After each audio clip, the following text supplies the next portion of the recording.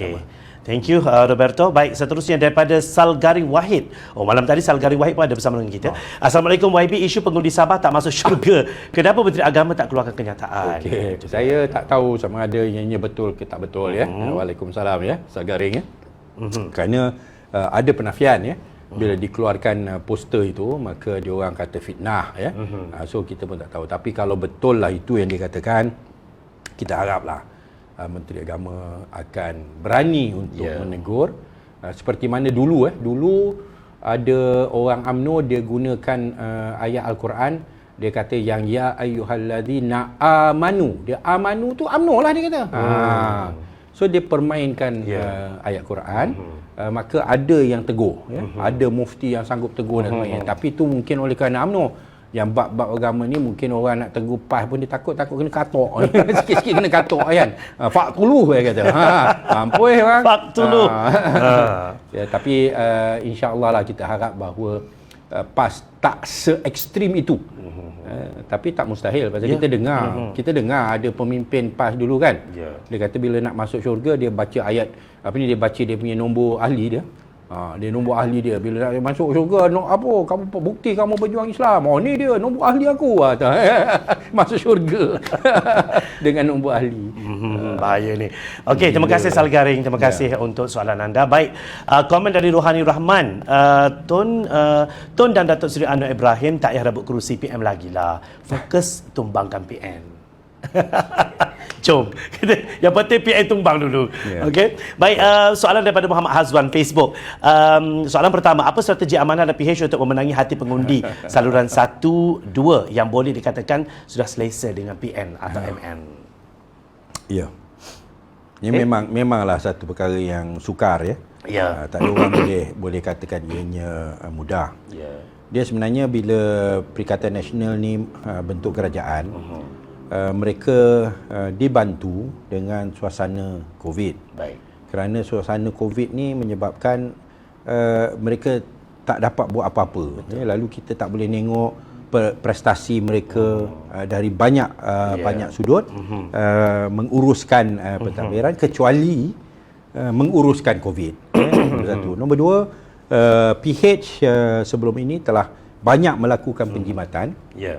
Dan sekarang ni semua duit-duit yang kita jimat, kita tu digunakan oleh mereka lah, diberikan dan sebagainya. Dan kita pun khawatir juga ya, kadang-kadang orang tak faham duit yang diberi ni dalam suasana COVID tu satu hal lah. Memang ada alasan orang tak boleh keluar kerja, orang tak boleh anu dan sebagainya.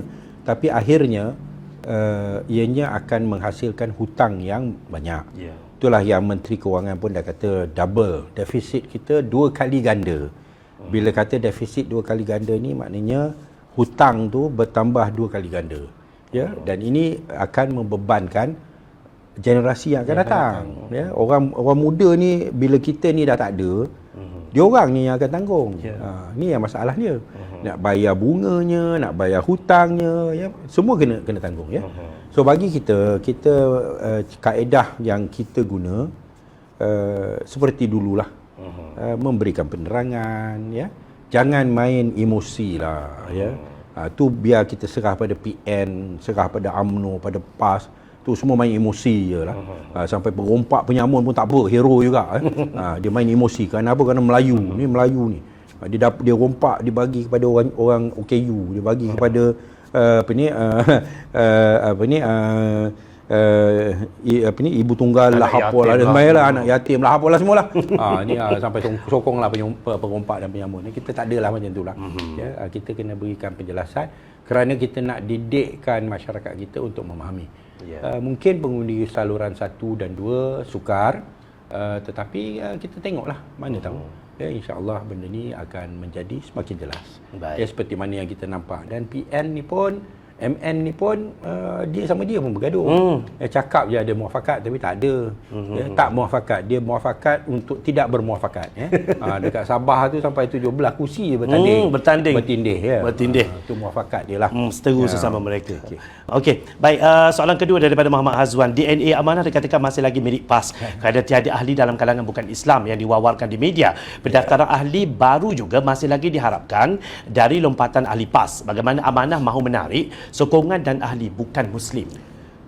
Alhamdulillah sebenarnya ahli yang bukan Islam ni pun dah ramai. Baik. Ya. Mungkin orang tak perasan lah, ya. Tapi ada juga yang yang bukan Islam yang telah, kalau di kerajaan macam di negeri Selangor, kita lantik ya pemimpin-pemimpin yang bukan Islam yang bersama dengan Pakatan Harapan ke jawatan dalam kerajaan dan sebagainya lah. Mungkin malam ni saya tak adalah dia punya senarai berapa ramai, berapa ratus dan sebagainya, tetapi ramai juga yang daripada kaum India dan juga daripada kaum Cina yang telah bersama ya. Itu di Sabah pun ada yang daripada kaum yang Bumi Putra yang bersama juga ya. Itu satu perkara yang tak payahlah kita nak tonjol-tonjolkan ya. Hanya soal DNA amanah masih lagi mirip PAS tu, oleh kerana bagi kita nak pegang pada prinsip dan ajaran Islam ya, tapi bukan yang ala ekstremis ala PAS tu ya. Bukan tunggang agama. Bukan tunggang agama. Kita nak benar-benar cuba menghayati ya apa yang Islam ajar. Islam ni agama perdamaian, keamanan, rahmat, dan inilah yang kita nak cuba bawa ya. Bukan bergaduh ya, yang seperti mana PAS tu dia gunakan agama tu untuk pecah belahkan masyarakat. Ni kafir, ni fasik, ni munafik, ni anulah dan sebagainya. Tapi bagi kita nak cuba ajak buat benda yang baik, dan bila kita buat baik tu kita bersatu atas kebaikan, dan insya-Allah itu akan menghasilkan ukhuwah dan perpaduan sesama orang Islam dan yang bukan Islam. Baik, terima kasih Hazwan. Semoga terjawab soalan daripada saudara Hazwan ya. Terima kasih. Baik, dari McD Bun, YB, apakah pendirian YB tentang pemimpin PAS yang menyinggung perasaan umat Kristian semasa berbahas di Parlimen? Kenapa Amanah tidak membuat sebarang komen semasa di Parlimen? Ya, saya sendiri tak ada dalam Dewan pada ketika itu, tetapi dalam Twitter saya ada komen. Dan saya mengatakan bahawa apa yang dikeluarkan itu memang bercanggah dengan ajaran Islam ya. Dalam Twitter saya ada quote ayat Quran yang melarang orang Islam menegur tuhan-tuhan yang bukan Islam, yang disembah oleh orang bukan Islam, kerana mengikut apa yang terkandung di dalam ayat Al-Quran itu, ini akan menyebabkan mereka membalas balik, mengatakan Allah ni akan begini dan akhirnya bergaduh. Ya, sedangkan bukan itu kehendak Islam ya.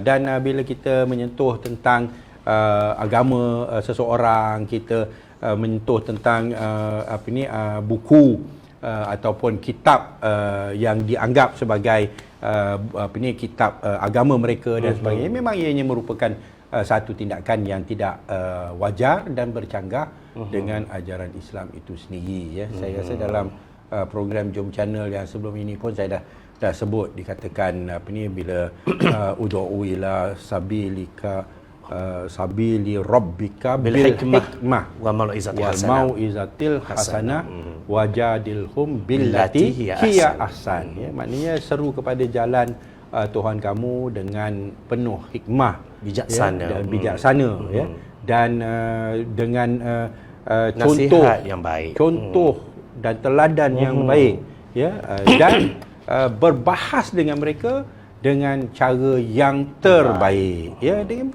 pandailah kan, jaga perasaan orang ya. Jangan kutuk dia, kutuk agama dia dan sebagainya ya. Ini bukan kaedah Islam ya. Ini bukan kaedah Islam. Memang kita dah komen ya.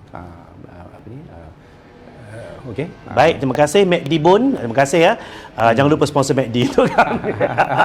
Gurau saja. Baik, seterusnya dari Terry Teo. Macam pernah dengar je nama ni. Wah, cantik baju Jom China. Jangan lupa alamat saya ya. Ini maksudnya nak baju lah ni. Okey. Ada orang berkenal dengan baju YB. Ni mana tuan producer? Tuan producer. Semoga tuan producer dengar Okey baik. Sebelum kita berakhir, YB, saya ingin bertanya. Ini adalah suara akar umbi, suara mereka di bawahan. Seperti saya juga ahli biasa. Dalam Amanah. Kononnya kita terdengar suara-suara yang mengatakan bahawa kenapa setiap kenyataan itu mereka sangat-sangat menantikan pendirian yang teguh yang keluar daripada Presiden kita Muhammad Sabur dan sebagainya. Tetapi penantian itu tidak pernah menemui satu kata pun nak tengok presiden kita membuat kenyataan tentang pendirian. Contoh begitu maksud saya, apalagi tentang apa yang kita bincangkan pada malam ini.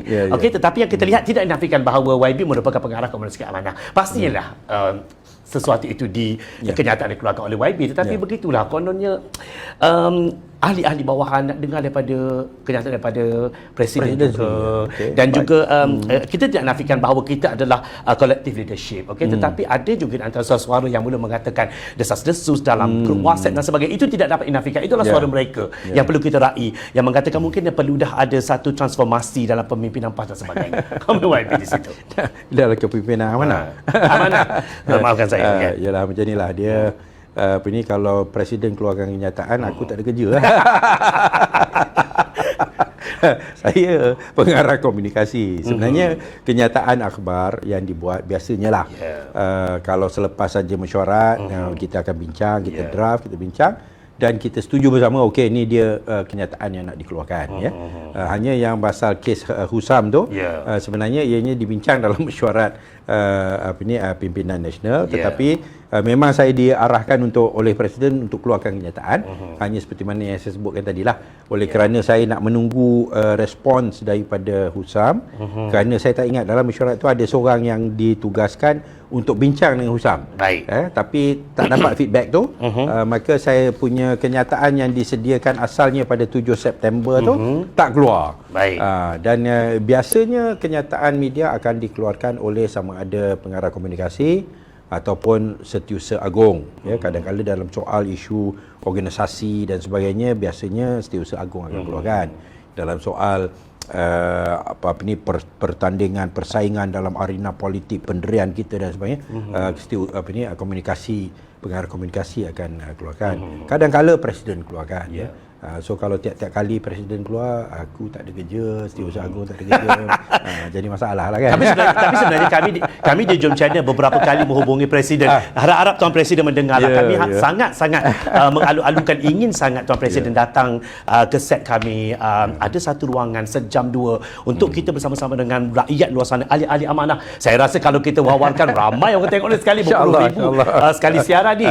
Harap-harap Tuan Presiden mendengarlah ruhan hati kami. Saya pun akan usahakan supaya Tuan Presiden datang. Tapi Tuan Presiden ni pun baru-baru ni dia pergi ke Sabah. Lalu bukanlah yang dia tak menjalankan tugas dia dan sebagainya. Tapi bagi kita beginilah, dalam amanah kita ni buat pemilihan pun kita pilih jumlah 20, kalau tak silap saya lah, saya pun dah lupa dah, 24 orang. Dan 24 orang ni akan bersama mereka pilih seorang ketua. Ini cara yang bagi saya yang terbaik, kerana ini akan menjamin yang 24 yang insya-Allah yang terbaik dapat masuk ke pimpinan nasional, kerana dia tak ada persaingan. Nombor 1 dia ada nombor 1 lawan nombor 2, kan nombor 1 menang, nombor 2 tercicir. Lepas tu rugilah kita. Ni nombor 1 memenang, nombor 2 memenang, nombor 3, nombor 4 semua menang. Masuk 24 yang yang paling disokong tu, semuanya akan menang. Ni yang kehendak kita.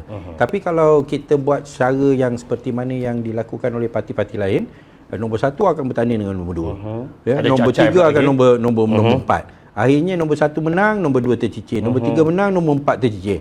Lepas tu dia yang nombor 2 dan nombor 4 ni pula berjauh hati. Dia orang akan tak akan diberikan peluang untuk pasal takut dia akan cabar balik nombor 1.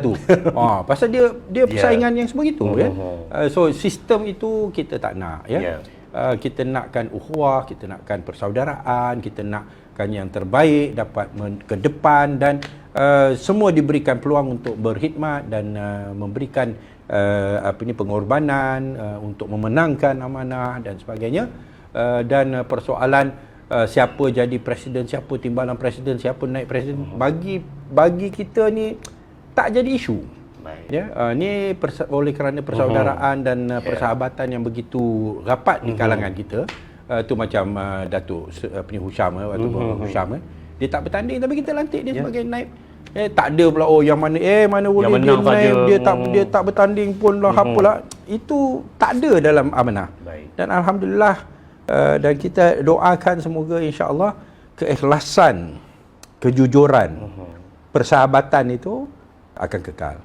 Ya, inilah yang bila dalam pemuda timbul isu amalan CHAI dan sebagainya, memang saya tak setuju. Saya kata tak boleh pakai CHAI ni Memecah sama belahkan ada ahli. istihar ke tak istihar ke tutup ke ini semua masalah. Kerana ianya akan menghasilkan keadaan orang yang baik takkan dipilih. Kerana dia ikut CHAI.